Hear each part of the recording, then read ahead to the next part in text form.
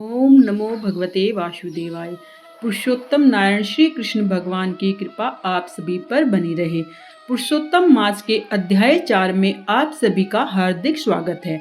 आइए चलते हैं आज हम पुरुषोत्तम मास के अध्याय 4 में। बोलिए श्री कृष्ण भगवान की जय। श्री नारायण बोले, हे नारद भगवान, पुरुषोत्तम के आगे जो वचन अधिमास ने कहे हैं वह लोगों के कल्याण की इच्छा से हम कहते हैं, तुम ध्यान से सुनो। अधिमास बोला, हे नाथ, हे कृपानिधि, हे हरे, मेरे से जो बलवान हैं उन्होंने यह मलमास ऐसा कहकर मुझ दीन को अपनी श्रेणी से निकाल दिया है। ऐसे यहाँ आए हुए मेरी आप रक्षा क्यों नहीं करते? अपने स्वामी देवता वाले मासादिकों द्वारा शुभ कर्म में वर्जित मुझ स्वामी रहित को देखते ही आपकी दयालुता कहाँ चली गई है? आज यह कैसी कठोरता आ गई है प्रभु।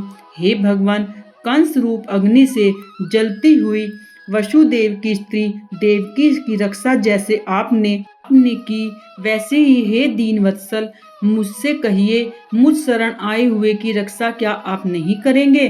बताइए प्रभु। पहले द्रुपद राजा की कन्या द्रुपदों की दुशासन के दुख जैसे आपने रक्षा की, वैसे हे दीन दयाला कहिए, मुझे शरण आए हुए की रक्षा आप कैसे नहीं करते प्रभु? यमुना में कालिया नाग के विष से गौ चराने वाले तथा पशुओं की आपने जैसे रक्षा की है, हे दीन वत्सल वैसे ही कहिए, मुझ शरण आए की रक्षा कैसे नहीं करते आप?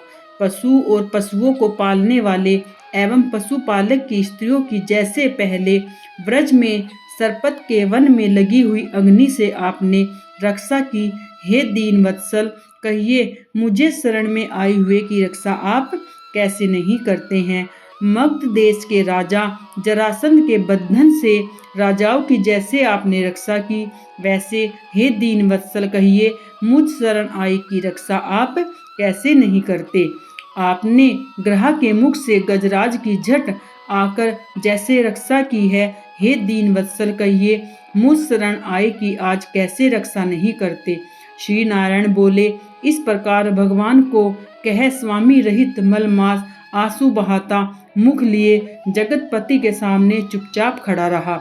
उसको रोते देखते ही भगवान शीघ्र ही दयालु हो गए। पास में खड़े दीन मुख मलमास से बोले, श्री हरि बोले, हे वत्स, क्यों इस समय अत्यंत दुख में डूबे हुए हो? ऐसा कौन सा बड़ा भारी दुख तुम्हारे मन में है? दुख में डूबते हुए तुझको हम बचाएंगे, तुम शोक मत करो। मेरी शरण में आया है फिर शोक करने के योग्य नहीं रहता है। यहाँ आकर महादुखी नीच भी शोक नहीं करता, किस लिए तुम यहाँ आकर शोक में मन को दबाए हुए हो? जहाँ आने से न शोक होता है, न कभी बुढ़ोती आती, न मृत्यु का भय रहता, किंतु नित्य आनंद रहा करता है। इस प्रकार के बैकुंठ में आकर तुम कैसे दुखी हो रहे हो? तुमको यह दुखी देखकर बैकुंठवासी बड़े विषम्य को प्राप्त हो रहे हैं।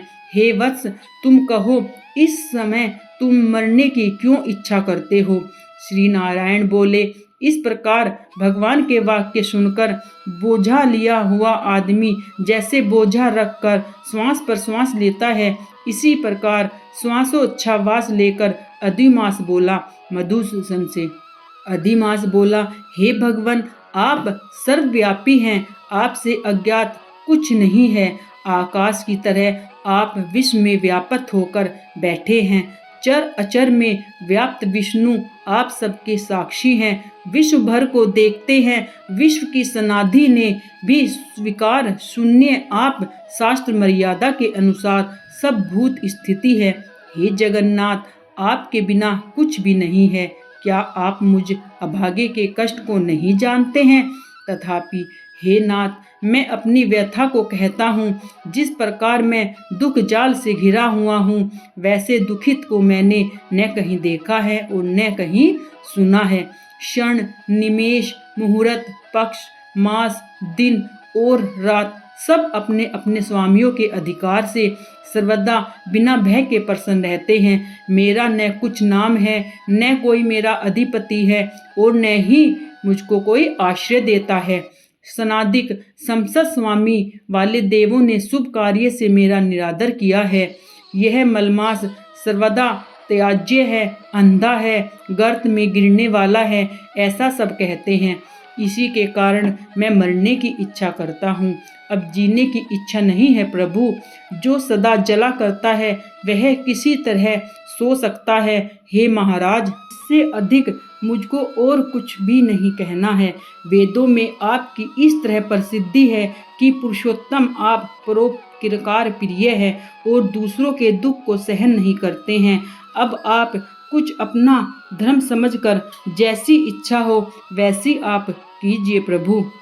आप प्रभु और महान हैं। आपके सामने मुझ जैसे पामर को घड़ी घड़ी कुछ कहते रहना उचित नहीं है। मैं मरूंगा, अब मैं नहीं जीऊंगा, ऐसा पुनः पुनः कहकर वह अधिमास, हे ब्रह्मा के पुत्र, चुप हो गया और एकाएक श्री विष्णु के निकट गिर गया। तब इस प्रकार गिरते हुए मलमास को देख भगवान की सभा के लोग बड़े विषम में प्राप्त हुए। श्री नारायण बोले, इस प्रकार कहकर चुप हुए अधिमास के प्रति बहुत कृपा भार से अवसन्न हुए श्री कृष्ण मेघ के समान गंभीर वाणी से चंद्रमा की किरणों की तरह उसे शांत करते हुए बोले। सूत जी बोले, हे विप्रो, वेद रूपी सिद्धि के आश्रित नारायण का पापों के समूह रूप समुद्र का शोषण करने वाला बड़वा नल अग्नि से समान वचन सुनकर प्रसन्न हुए नारद मुनि पुनः आदि पुरुष के वचनों को सुनने की इच्छा से बोले। तो यहाँ पर आज का अध्याय समाप्त होता है। सुनेंगे भगवान श्री कृष्ण नाम का कीर्तन। और इससे पहले अगर आपने अब तक चैनल सब्सक्राइब नहीं किया है तो प्लीज़ चैनल को सब्सक्राइब कर लिए, ताकि आपको सभी कथा महत्तम समय से मिल सके। और ऐसी ही कथाओं से जुड़े रहने के लिए चैनल के साथ जुड़े रहें।